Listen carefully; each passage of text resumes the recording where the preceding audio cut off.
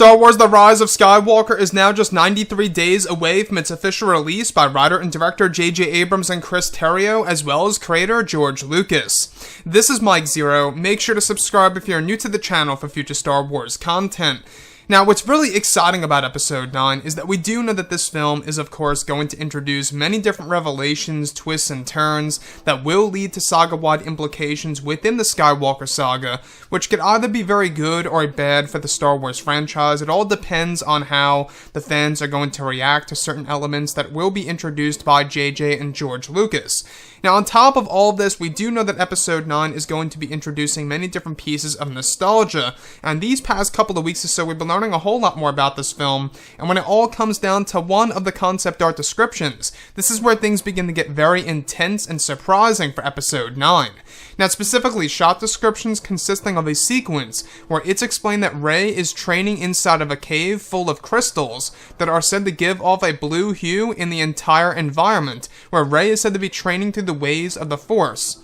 It's explained that eventually Rey goes through her backpack and goes through many of the relics that she took from Luke Skywalker's hut on Ahch-To during the events of The Last Jedi, where she is said to come across a metallic box that she discovers inside that Rey is yet to open, even though she had been studying Luke's relics for nearly a whole entire year. Rey eventually opens the box, where it's said that she comes across a purple kyber crystal that is said to be dubbed as Mara Jade's kyber crystal. It's said that this kyber crystal is a piece that Luke Skywalker kept to himself for ages after the events of the Battle of Endor and the original trilogy, and that this implies that Disney and Lucasfilm are setting up making Mara Jade canon once again in the Star Wars universe. Rey is said to examine the kyber crystal and respects it for what it is, and puts it back into the metallic box and packs it away. So let's go over a couple of parts about this. Now, the surprising thing about this is, of course, the character of Mara Jade. From what it seems, Disney is going to make this character canon once again, just like the Old Republic era, and putting that back into the Star Wars universe. So, with that being said, when we look at the character of Rey and how she owns all these different relics that once belonged to, of course, Luke Skywalker that she took from Ahch-To, she's been studying a lot of them throughout an entire year. I want to go over this kyber crystal and what it means. Now, what's really intriguing is that you may actually recall that the character by Keri Russell was originally dubbed or codenamed as Mara.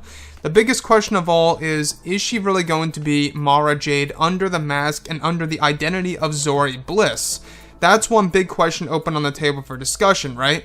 Now, do I believe that Keri Russell could very well be Mara Jade in disguise? I highly doubt it, because, well, the age doesn't really match up, though she does look like Mara Jade. She has the facial features, she has the same hair, she could really pull off being a Mara Jade, and she's right around the age that would make a little bit more sense, but I'll go ahead and say that this is more or less a nod, or an Easter egg, if you will, a pre-Easter egg of what's to come in the near future by Disney Star Wars. Now, does this really mean that they're going to create the actual version of Mara Jade from the expanded universe? Is she really going to be the love interest of Luke Skywalker, or maybe perhaps they're going to rewrite the character and change her completely, and it's very possible that they're going to make Mara Jade basically Luke Skywalker's student, or at least one of Luke Skywalker's students, where Luke held on to that kyber crystal.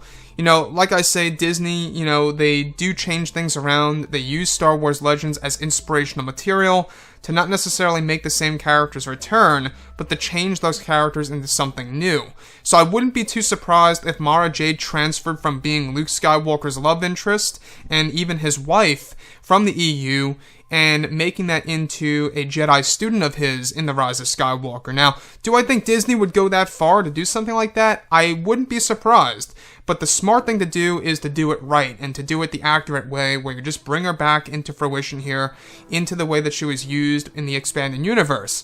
The only problem with that is that that would actually make us view Luke Skywalker as kind of like a missed opportunity, even more so in the sequel trilogy, where they could have explored, Luke and Mara and their actual, interactions with each other on the big screen.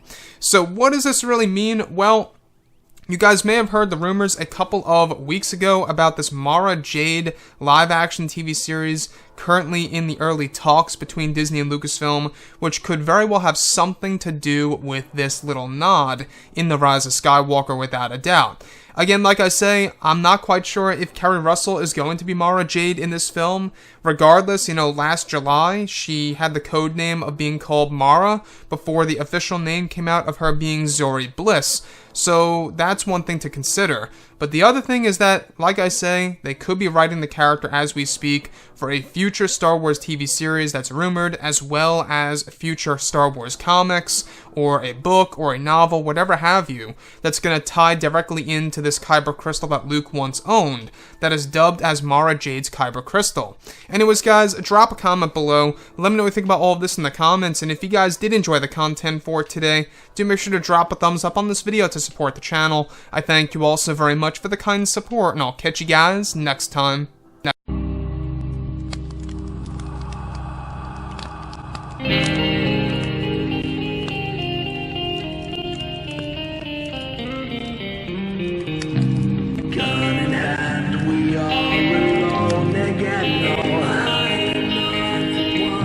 From night to moon we hear them moans again.